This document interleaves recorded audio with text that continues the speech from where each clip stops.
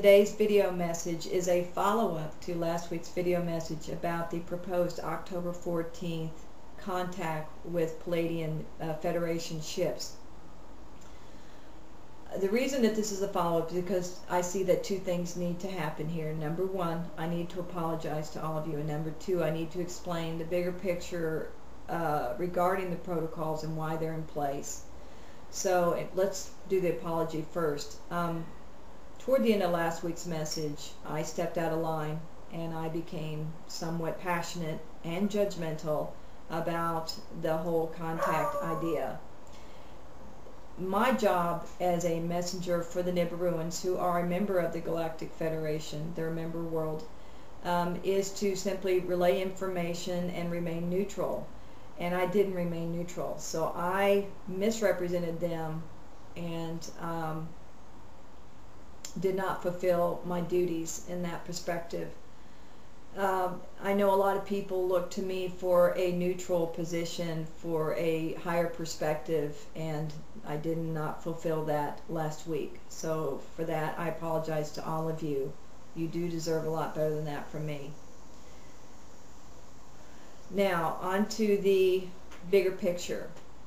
I noticed from the numerous comments that were posted at YouTube for that video that there is a lot of confusion regarding the protocols. Many people did not even know that there were protocols in place, and those that did not understand why they were in place. Some thought they were restrictive.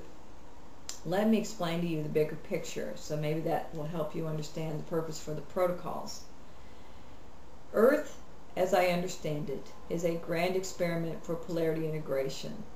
It is a planet that has been sequestered and had a veil of amnesia put around it for a reason. Our galaxy is in chaos, and it is in chaos because we are all souls playing this game of the highest order called the polarity integration. We are growing as souls to learning how to integrate all aspects of light and dark. As we incarnate into different bodies on different worlds with different cultures and beliefs, our purpose is to experience all aspects of light and dark. On a physical level, the way that looks is that we end up becoming members of different societies and worlds, and we have differences of opinion with other worlds. Over time, as we develop technologically, we end up threatening each other because of our differences. And that is all part of the game, if you will. So at some point, we realize that there are so many different cultures and perspectives and so much technological wizardry going on out there that we could blow each other up. We could eliminate our universe.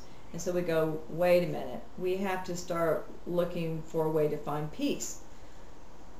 And because so many of the conflicts are very ancient, they're just so entrenched that there's no way to find their way out on their own.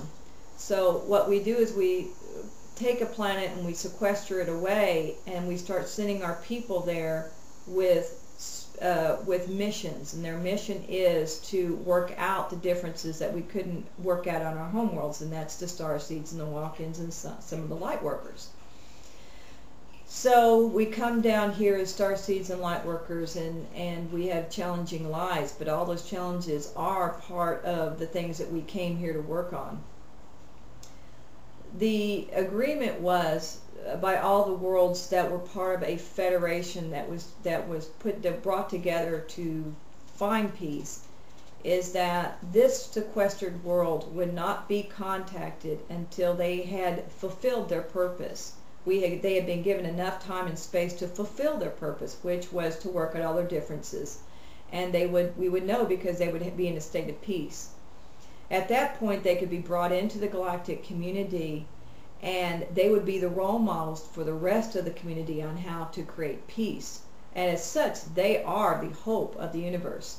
So that's the way the Federation looks at us. Now, not every single member thinks that way, but the majority of them do. So there would be opportunities where contact would be initiated prematurely, sometimes as a test, sometimes as part of the whole drama to see if we would take the bait and try to get rescued instead of remembering our purpose, which was to be the hope of the universe and to create the solutions. And I think the October 14th scenario, if you look at the protocols, would fit into that category.